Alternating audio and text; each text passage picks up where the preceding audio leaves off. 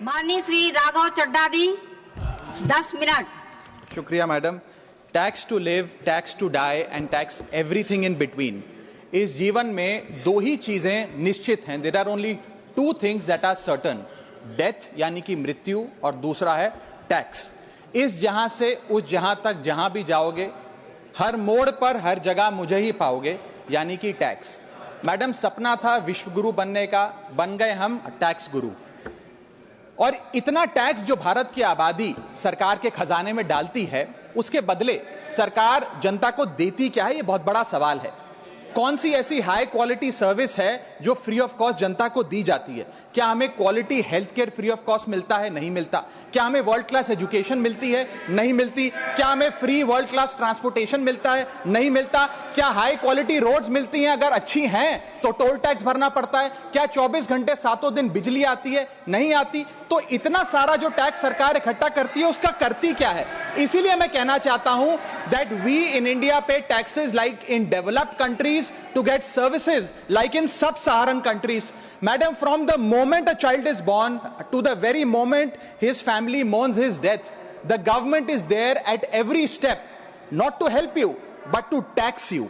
और आइए एक रोमांचक यात्रा पे चलते हैं। माननीय वित्त मंत्री जी हर बार मेरे सवालों का जवाब देते हुए मुझ पर तंज कसती हैं और कहती हैं कि शायद ये चार्टर्ड अकाउंटेंट नहीं है, इनकी डिग्री असली नहीं है, तमाम तरीके की बातें मेरे बारे में कहती हैं, निजी हमले करती हैं। मैं उनका बहुत सम्मान करता हूं, मेरे मन में उनके प्रति बहुत आदर है। ओहदे में, हैसियत में, उम्र में, अनुभव में बहुत बड़ी है मुझसे। लेकिन आज मैं इस सीए की डिग्री को किनारे करके सरल भाषा में आम आदमी की तरह इस देश के आम आदमी का दर्द आपके सामने रखना चाहता हूं कि कैसे हमारे जन्म होने से लेकर हमारे मरने तक टैक्स पे टैक्स सरकार हमसे वसूलती है। मैं आपके सामने जीवन के 8 चरण, 8 स्टेजेस ऑफ लाइफ रखना चाहता हूं। फर्स्ट स्टेज ऑफ लाइफ, जब इंसान पैदा होता है, that is the birth stage.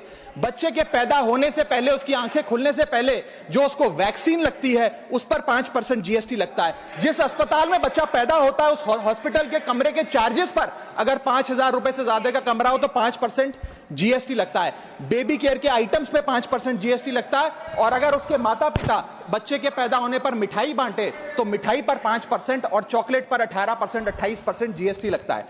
दूसरा चरण जीवन का इन्फेंसी और चाइल्डहुड यानी कि बचपन।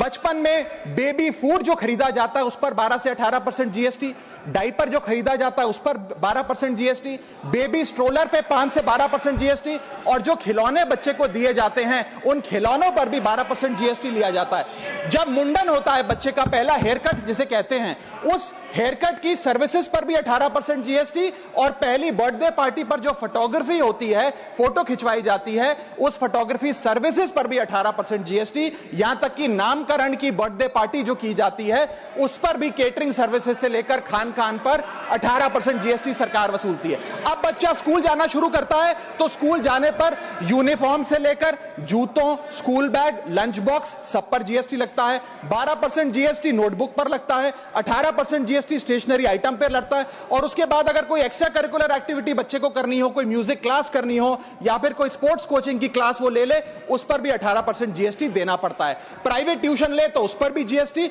और पहली साइकिल जो बच्चा खरीदता है उस पर भी 12% जीएसटी देना पड़ता है। तीसरी अवस्था जीवन की, टीनेज ईयर्स, ये वो काल होता है जो सबसे मस्त मौला टाइम होता है जीवन का, बेहतरीन बेफिक्री का। इसमें बच्चा, यंग जवान लड़का लड़की अपना पहला स्मार्टफोन खरीदते हैं। उस स्मार्टफोन पर जीएसटी लगता है, अगर महंगा हो, विदेशी हो तो इंपोर्ट ड्यूटी भी लगती है।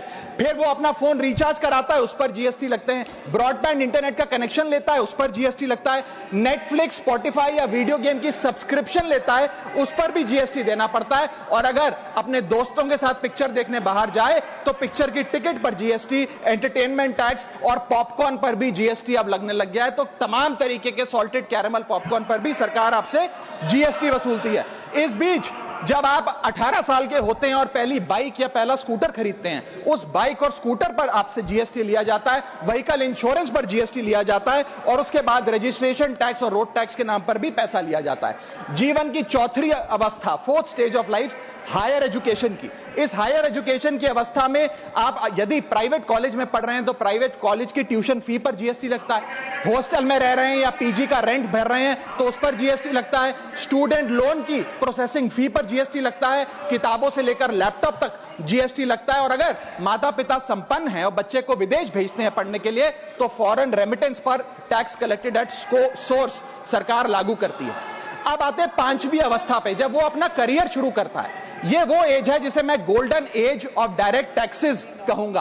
अब ये डायरेक्ट टैक्स के जंजाल में आदमी फंस जाता है इस उम्र में, जब उसकी पहली नौकरी लगती है तो नौकरी में आमदनी अनुसार उसके स्लैब रेट के हिसाब से उस पर टीडीएस पहले काटा जाता है, मानो जेब काटी जा रही हो, और फिर इनकम टैक्स वसूला जाता है। जब पहली बार उसको पगार मिलती है, वेतन मिलता है, वो माता पिता या दोस्तों को बाहर खाने पे ले जाता है, पिक्चर दिखाने ले जाता है, उस खाने के बिल पर भी सरकार जीएसटी वसूलती है, और जैसे जैसे उसकी सैलरी बढ़ती है वैसे वैसे स्लैब अनुसार उससे इनकम टैक्स वसूला जाता है। इसके बाद आज वर्क फ्रॉम होम का कल्चर चल रहा है, तो वर्क फ्रॉम होम में इंटरनेट बिल्स हो, ब्रीफकेस हो, लैपटॉप हो, इन सारी चीजों की खरीद पर सरकार जीएसटी लेती है। और अगर आप ये पैसा निवेश करें, इस निवेश करने पर आप कोई भी फाइनेंशियल इंस्ट्रूमेंट खरीदें तो सिक्योरिटी ट्रांजैक्शन टैक्स के नाम पर, मैडम मेरा समय जा रहा है, कोई फाइनेंशियल इंस्ट्रूमेंट खरीदे तो फाइनेंशियल इंस्ट्रूमेंट की खरीद पर सिक्योरिटी ट्रांजैक्शन टैक्स, उसकी ब्रोकरेज पर जीएसटी और फाइनेंशियल एडवाइजरी पर जीएसटी, और जब आप ये फाइनेंशियल इंस्ट्रूमेंट बेचते हैं तो उसके मुनाफे पर सरकार आपसे कैपिटल गेन टैक्स वसूलती है। यहां तक कि हेल्थ इंश्योरेंस और लाइफ इंश्योरेंस प्रीमियम्स पर भी सरकार आपसे जीएसटी लेती है। इसी सरकार के मंत्री माननीय गडकरी जी भी सरकार से यही गुजारिश कर रहे हैं कि इंश्योरेंस प्रीमियम पे कम से कम जीएसटी हटा दिया जाए। इसके बाद इंसान अपने जीवन की छठी अवस्था में आता है, यानी कि मिडिल एज। इसमें उसकी आमदनी भी पीक पर होती है और उसका टैक्सेशन भी पीक पर होता है, अप्रेजल होता है, प्रमोशन होता है, बोनस मिलता है, और हाई टैक्स स्लैब के चलते वो अपनी कमाई का एक अधिकांश हिस्सा इनकम टैक्स में सरकार को जमा कराता है।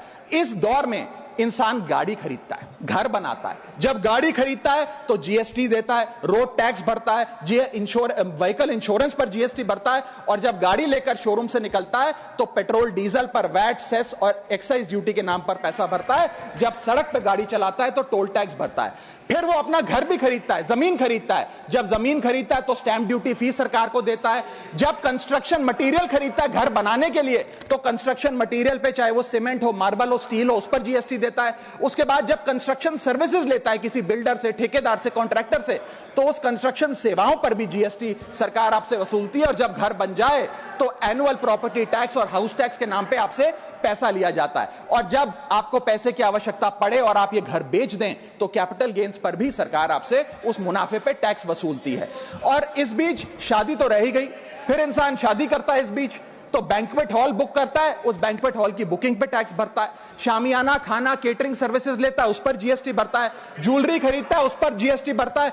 कपड़ा, शेरवानी सिलवाता है, कुर्ता पजामा, सूट पैंट, उस पर जीएसटी भरता है। यहां तक कि वेडिंग इन्विटेशन से लेकर ब्राइडल मेकअप से लेकर हनीमून के ट्रैवल तक हर चीज पर सरकार आपसे जीएसटी वसूलती है। सातवीं अवस्था सरकार जीवन की वो है रिटायरमेंट। इस फेज में इंसान चाहता है आरामदायक जीवन जिया जाए, जो जीवन में कमाया उस कमाई के सहारे उसकी इंटरेस्ट पर, पेंशन पर जिया जाए। लेकिन इस अवस्था में भी सरकार पेंशन और इंटरेस्ट इनकम पे आपसे टैक्स लेती है।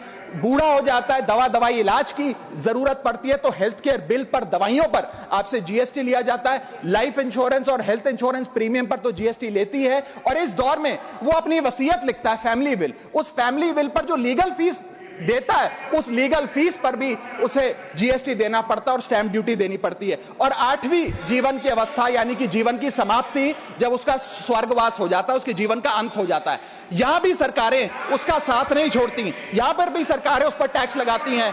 जब कोई इंसान मरता है तो उसके अंतिम संस्कार में देसी घी, चंदन वुड, नारियल, इत्तर जैसा सामान इस्तेमाल होता है, उस पर भी जीएसटी लगता है। और जब उसके मरने के उपरांत अखबार में ऑबिचुरी की इश्तेहार छपाया जाता है, उस पब्लिकेशन ऑफ ऑबिचुरी न्यूज़पेपर पर भी 5% सरकार जीएसटी लेती है। और मरने के बाद जब प्रॉपर्टी उसके बच्चों को या परिवार वालों को दी जाती है, उस म्यूटेशन पर भी सरकार आपसे ड्यूटी सेस लेती है। ये है life cycle of taxation model. लेकिन मैडम सबसे जरूरी बात यह है कि इतना टैक्स देने के बाद सरकारें हमें देती क्या है। मैं जानता हूं कि टैक्स सरकार के लिए जरूरी है, इस सरकार के लिए नहीं, जितनी सरकारें इस देश में रही सबने टैक्स लगाकर जनता से पैसा लिया। टैक्सेस वास्तव में जरूरी हैं, लेकिन सवाल यह है कि क्या ये टैक्सेस हमारी इकोनॉमी को बढ़ा रहे हैं या हमारी इकोनॉमी को खा रहे हैं? क्या इससे हमारी जिंदगी बेहतर हो रही है या हमारी जिंदगी बदतर हो रही है? इतने टैक्स लगाने की वजह से आज हमारी आमदनी घट रही है, इस वजह से खपत गिर रही है, कंजम्पशन गिर रही है, डिमांड नहीं बढ़ रही है और प्रोडक्शन गिर रही है। इस वजह से